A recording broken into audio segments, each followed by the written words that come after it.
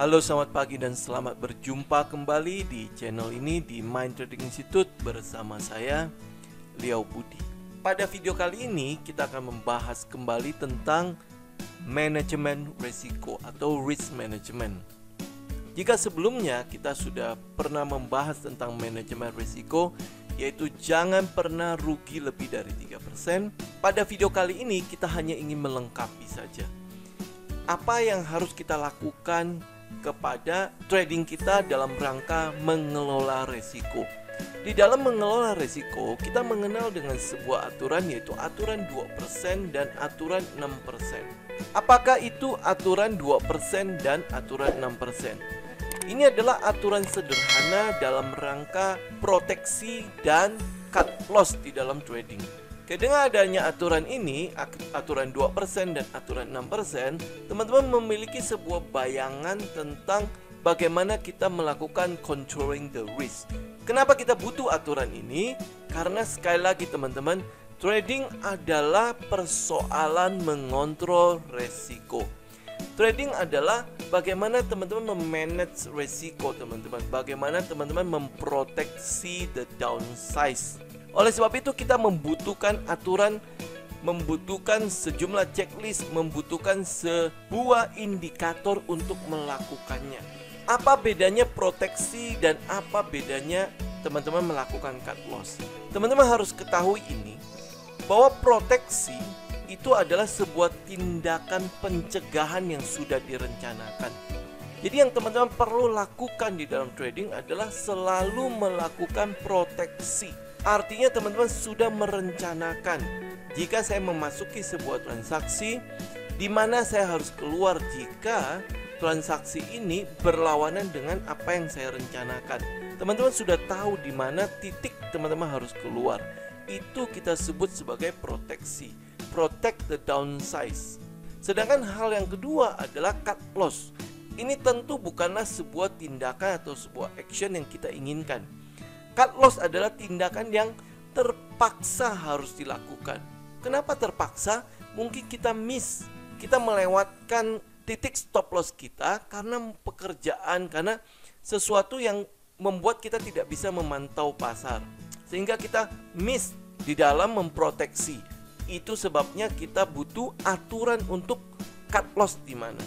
Jadi lakukan proteksi atau stop loss dalam setiap trading plan kita maksimal 2% dari modal kita. Dengan adanya aturan 2% atau hukum 2% dan 6%, teman-teman mendapatkan sebuah bayangan di mana saya harus melakukan proteksi.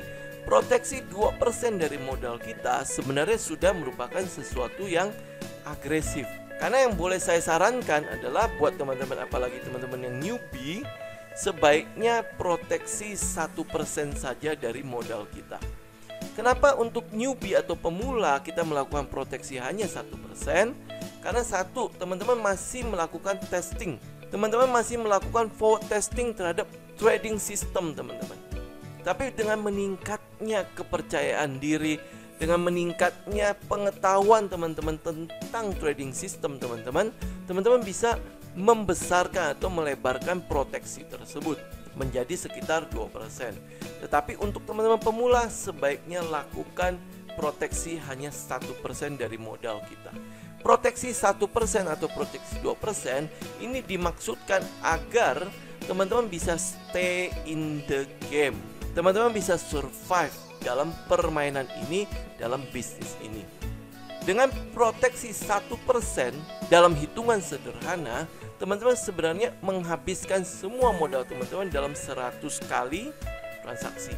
Proteksi 1% adalah small loss. Dalam 100 kali transaksi, teman-teman jika tidak mendapatkan win atau big win, itu sudah sangat-sangat keterlaluan. Artinya dalam 100 kali transaksi dan teman-teman loss semua berturut-turut, maka saya harus katakan kepada teman-teman bahwa trading ini bukanlah untuk Anda. Bisnis ini bukanlah untuk Anda. Karena dalam 100 kali transaksi dan berturut-turut teman-teman loss, artinya satu, teman-teman tidak serius menjalankan bisnis. Teman-teman tidak melakukan evaluasi, teman-teman tidak menyediakan waktu untuk melakukan review terhadap semua kesalahan teman-teman. Loss di dalam trading pasti, betul. Tetapi setiap kali kesalahan-kesalahan yang ditimbulkan oleh kita selama melakukan trading, itu adalah wadah. Itu adalah kesempatan kita untuk belajar, untuk meningkatkan kemampuan trading system kita, untuk membawa trading kita kepada level selanjutnya. Jadi jika berturut-turut di dalam trading teman-teman selalu loss dan melakukan proteksi terus 1%, maka saya harus katakan kepada teman-teman, stop trading. Pekerjaan ini, bisnis ini bukan untuk teman-teman. Oke, jadi lakukan proteksi atau stop loss dalam setiap trading plan Anda maksimal 2% dari modal kita. Dan lakukan cut loss jika pergerakan harga tidak sesuai dengan trading plan kita dan melewati batas proteksi yang sudah kita tetapkan. Jadi kalau kita sudah menetapkan proteksi kita 2%, melewati itu teman-teman harus melakukan cut loss. Maksimal cut loss yang boleh teman-teman lakukan adalah 6%. Ya, saya rasa 6% adalah sebuah toleransi yang sangat-sangat besar untuk teman-teman melakukan trading ini. Cut loss 6%. Kalau teman-teman selalu melakukan cut loss 6%, sebenarnya teman-teman sedang melindungi trading teman-teman dan akan menghabiskan modal teman-teman itu sekitar 16 kali teman-teman melakukan trading. Dan ini juga saya harus katakan kepada teman-teman, jika dalam 16 kali trading berturut-turut teman-teman melakukan cut loss, itu sebuah tanda bahwa teman-teman tidak serius dalam bisnis.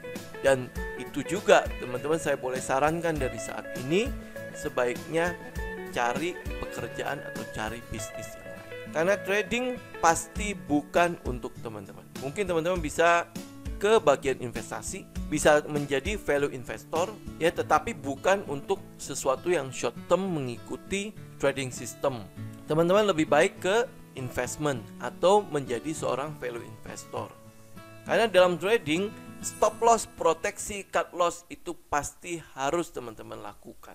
Dan proteksi di sini kita selalu lakukan jika pergerakan harga tidak sesuai dengan apa yang sudah kita rencanakan. Maka kita melakukan proteksi di sana, dan proteksi ini juga dilakukan sesuai dengan trading plan.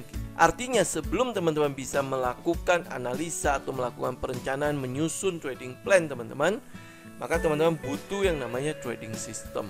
Trading system ini sudah diuji lebih dahulu, di backtest dengan pergerakan harga di masa lampau. Yang teman-teman lakukan saat ini adalah forward testing.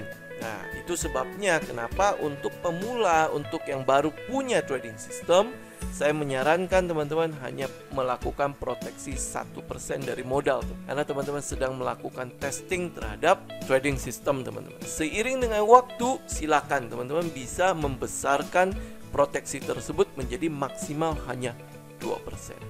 Even trader profesional pun dia melakukan proteksi maksimal 3%, tidak lebih. Oke, sebagai contoh teman-teman bisa lihat bahwa kalau jika modal kita adalah 10 juta, maka proteksi dalam setiap kali kita melakukan transaksi adalah maksimal 200.000. Jadi kerugian kita adalah maksimal 200.000. 200.000 di sini adalah 2% dari modal kita. Tentu kalau misalnya teman-teman memiliki modal 100 juta, proteksi teman-teman adalah 2 juta. Jika teman-teman memiliki modal 1 miliar, proteksi teman-teman menjadi 20 juta. Itu bukan uang kecil.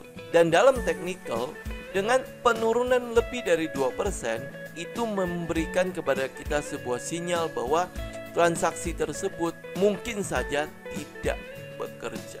Dengan melakukan proteksi 2%, dengan melakukan proteksi terhadap modal teman-teman memiliki kesempatan untuk ikut di dalam peluang-peluang yang dihadirkan pasar, dihadirkan oleh market, sehingga kita bisa melakukan cuan atau profit di peluang atau transaksi yang lain.